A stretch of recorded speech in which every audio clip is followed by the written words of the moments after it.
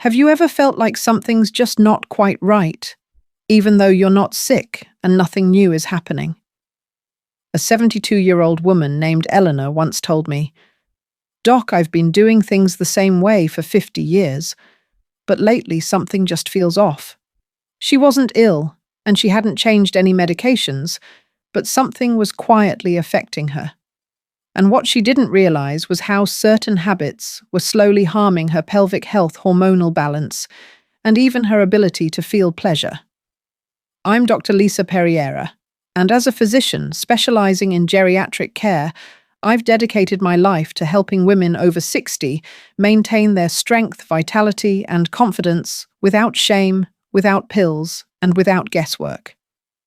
Today, we're going to have an honest conversation about an intimate subject that often gets overlooked, especially as we age. You may have been told for years that self-pleasure is a natural, healthy act, and it certainly can be. But after 60, some of the habits that used to work perfectly fine can actually cause harm. This is the first in a series where I will walk you through 7 common mistakes older women make during self-pleasure, and most importantly, how to correct them before they start affecting your energy comfort or long-term health. Make sure to stick around, because mistake number 6 is one almost every woman gets wrong. Let's begin. Before we dive in, if you find this information helpful, I invite you to subscribe to the channel for more advice specifically tailored to women over 60. And if this topic resonates with you, let me know by typing 1 in the comments. If not, type 0. Your feedback helps me create better content for you. Now let's take a closer look at the first mistake, one that has become more common over the years and is quietly reshaping how your brain and body respond to pleasure. Mistake 1. Using erotica as the primary stimulus. I can't tell you how many women I've seen, often in their late 60s or early 70s, who come to me with the same concern. "Doctor, I can't seem to feel much anymore. It's like my body is going numb, and I don't know why." The cause is usually linked to one simple question I ask them. How often do you rely on romance novels or explicit videos? Almost every time their eyes drop. Not out of shame, but because they never realized that this might be doing harm. As we age, our brain's dopamine system, the part responsible for pleasure and motivation, isn't as sharp or flexible as it once was. Overstimulating the brain with high-intensity content can overwhelm it, leading to what we call dopamine fatigue. Over time, your brain becomes desensitized to this artificial stimulation. This means that the genuine pleasure you once felt in a natural, intimate connection starts to fade. Your partner's touch may not feel the same, and your body may not respond as quickly. Even if you're still physically healthy, that deep connection and spark of intimacy may quietly slip away. Many women blame themselves for this loss of sensation and pleasure, thinking that aging is the issue. But in truth, it's overstimulation, not age, that is the culprit. If you've noticed a drop in sensitivity or connection, don't ignore it. This first mistake might be the hidden reason behind it all. Mistake 2. Masturbating while sitting on the toilet. This next mistake might sound harmless, even convenient. But let's take a moment to really think about it. Over the years, I've spoken with many women, like a patient of mine named Carol, who quietly admit that the bathroom has become their private sanctuary. It's a space where no one interrupts, where they can lock the door and feel safe. However, many women don't realize that masturbating while sitting, especially on the toilet, is doing more harm than they think. As we age, circulation becomes one of the most important systems to protect. Healthy blood flow is crucial for sexual function, pelvic health, and lubrication. But sitting for long periods in a hunched position, like on the toilet, restricts blood flow to the pelvic region. It can put downward pressure on the uterus and bladder and tighten the pelvic floor, leading to nerve and tissue damage. I've seen this pattern in countless women who years later develop bladder leakage, pelvic heaviness, or lower abdominal pain, and yet they never connected it to this seemingly harmless habit. The solution is simple awareness. Consider changing your environment. Try lying down or reclining. Give your pelvic organs the space to be supported and to circulate blood freely. Your pelvic floor will thank you for it. Mistake 3. Rushing the experience. One of the most common habits I see in older women, especially those who have spent decades juggling responsibilities or simply learned to keep things quick and quiet, is rushing through the experience of self-pleasure. They often treat it like a task to complete a moment to get over with, rather than something to be fully enjoyed. But here's the problem after 60. Your body doesn't perform well under pressure, both physically and emotionally. I've had patients like Diane who tell me, "Doc, I just want to get it done. I don't have time to linger." When you rush, you're sending your nervous system into a state of tension.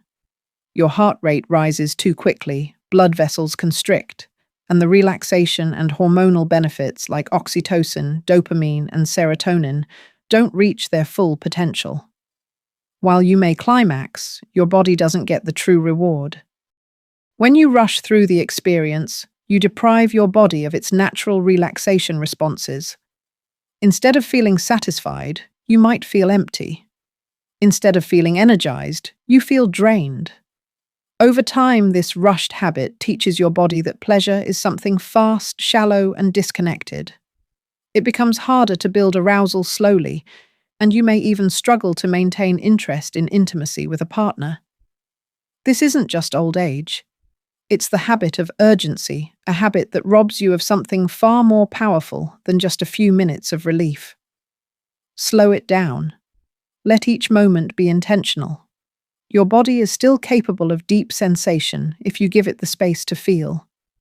Breathe. Pause. There's no finish line anymore. Only presence. Mistake 4. Ignoring the pelvic floor. Now let's talk about one of the most important but often overlooked aspects of your health, the pelvic floor. Most women have heard of Kegel exercises, but very few truly understand the importance of the pelvic floor, especially after 60. This group of muscles, located at the base of your pelvis, is the foundation for everything from orgasms to urinary control. When these muscles become weak or neglected, your whole pelvic health can begin to suffer. I remember a woman named Sandra, a former teacher and grandmother who came to me in her late 60s, complaining about a decrease in sexual satisfaction. She said, "Doc, I stay active, but something just doesn't feel the same anymore." What she didn't realize was that her pelvic floor, once strong and engaged in her youth, had grown dormant. Years of sitting childbirth and neglecting this vital part of her body had left her disconnected. When you masturbate without engaging your pelvic floor, or worse, when you bear down and push, you're placing unnecessary pressure on your pelvic organs.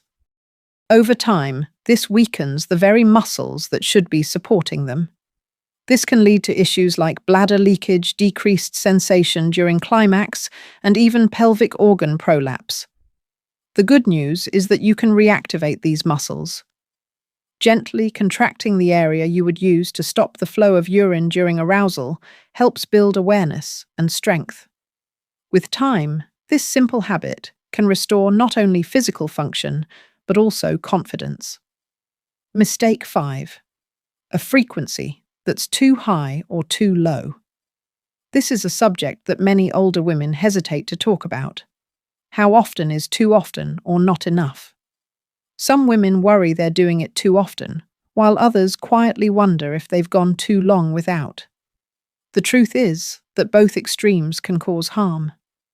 If you masturbate too frequently out of habit, boredom, or unresolved emotions, your body may start to lose sensitivity. Tissues can become irritated, and over time you may notice a decrease in interest in real intimacy. It becomes less about desire and more about routine, which dulls the nervous system and drains vitality. On the other hand, if you stop altogether, perhaps due to menopause, health concerns, or the belief that you're too old, you may be missing out on the benefits of circulation. Sexual arousal helps keep blood flowing to the genitals, which nourishes tissues, maintains elasticity, and prevents vaginal atrophy. When you go too long without it, dryness, thinning, and a decrease in desire can set in. There's no perfect frequency, but for most women over 60, 1 to 3 times a week, done consciously and with care, tends to be the sweet spot. This allows the body to maintain circulation, restore hormonal rhythm, and keep the system alive without exhaustion. Remember, this isn't about rigid rules. It's about listening to your body. Your body speaks to you, and the key is learning to hear it.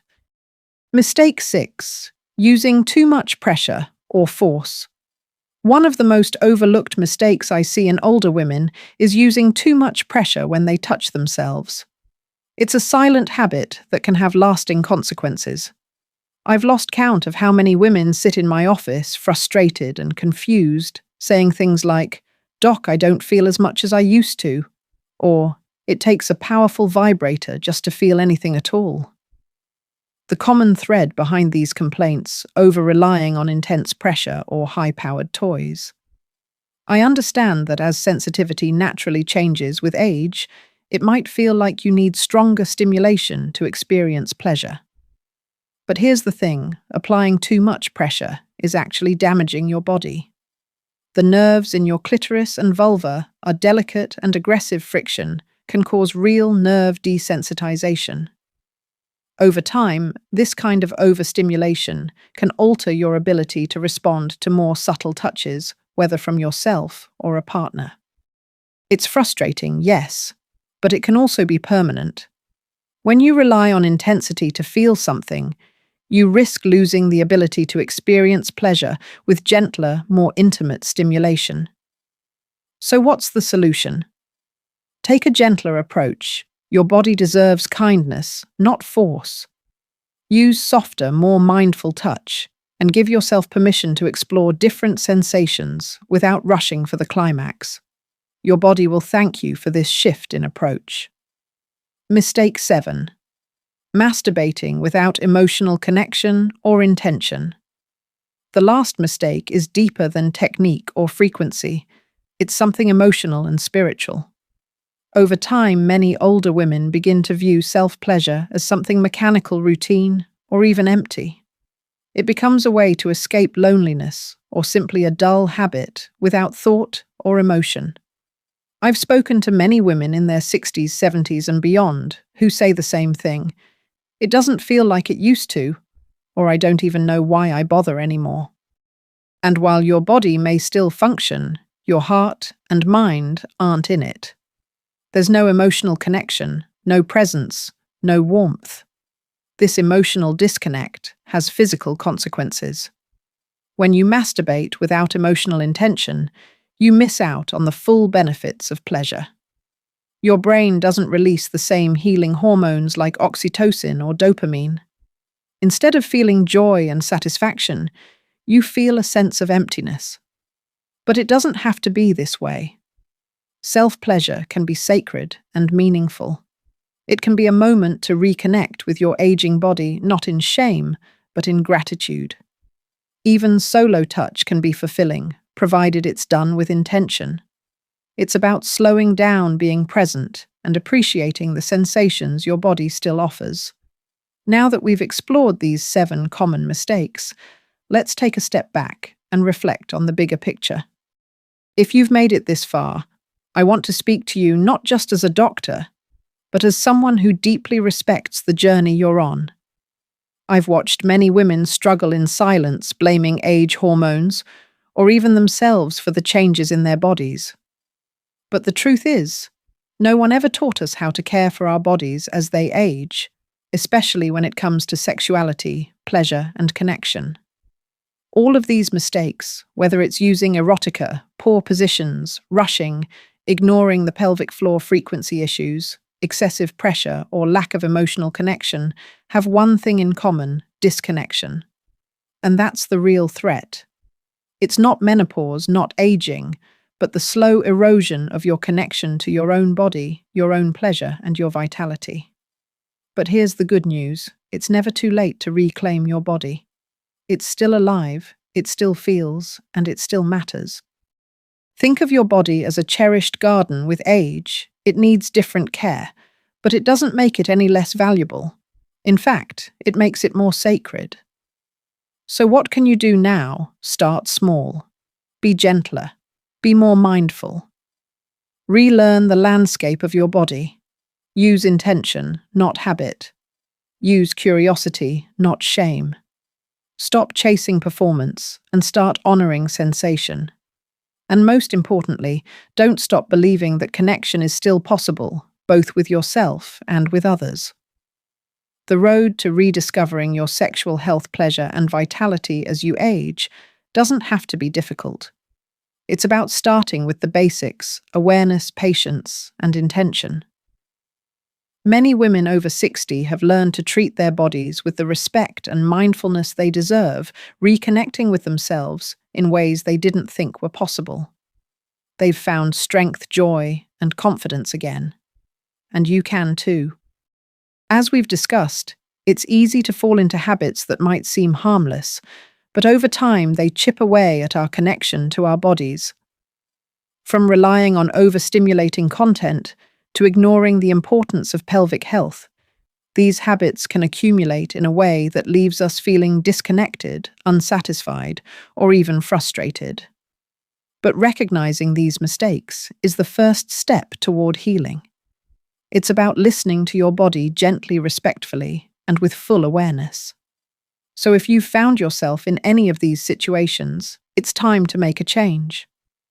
Start small, start slow, and focus on quality over quantity.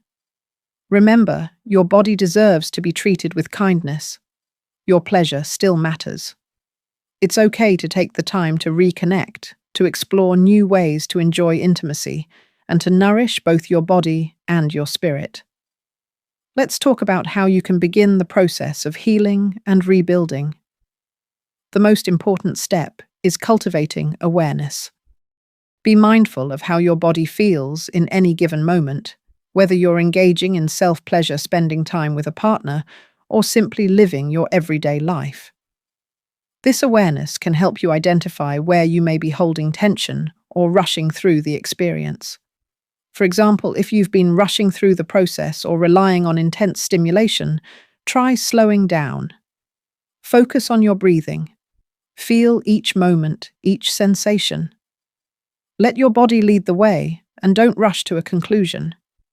You may be surprised at how much more you can feel when you take your time. Additionally, paying attention to your pelvic floor can make a huge difference. Engage in exercises like Kegels to strengthen the muscles that support your bladder, uterus, and vaginal walls. These exercises don't take long, but they can help restore muscle tone and improve blood flow to the area. With time, you'll likely notice an increase in sensation, both during intimacy and in your daily life. Lastly, shift your mindset when it comes to pleasure. Move away from the idea of quick relief or performance, and instead focus on presence, intention, and connection. Whether you're by yourself or with a partner, self-pleasure can become a deeply affirming experience. It's not just about feeling good. It's about reconnecting with your body and experiencing a sense of peace, joy, and gratitude. One of the most important aspects of this journey is understanding that true pleasure doesn't happen in isolation. It's not just about physical touch. It's about emotional and spiritual connection as well. If you're engaging in self-pleasure, ensure you are present, aware, and emotionally connected. When you feel that connection to yourself, it becomes much easier to connect with others, and that connection is vital for maintaining healthy, satisfying relationships. The key to all of this is to stop thinking of aging as an end point. It's not the end of your sexual vitality or your ability to connect. Instead, aging is a new chapter, a chance to redefine what intimacy and pleasure mean to you. This chapter can be just as fulfilling, if not more so, than anything that has come before. As we wrap up this conversation, I want to leave you with one final thought. Your body is a testament to everything you've lived through. It deserves your attention, your care, and your respect. No matter how old you are, it is never too late to reconnect, to heal, and to rediscover the joy that can come from intimacy, both with yourself and with others. Remember, there's nothing shameful about wanting to feel good, to feel connected, or to experience pleasure. It's your right at any age. You are worthy of feeling vitality, energy, and love in your body. Let this be your new beginning, one filled with intention, self-love, and a renewed sense of purpose. Your journey is far from over, and the best is yet to come. Thank you for taking this time to explore these 7 common mistakes and how to fix them. I hope this has helped you understand that you still have the power to live a full, vibrant life. Take care of your body, listen to its needs, and always remember that your pleasure, health, and happiness matter.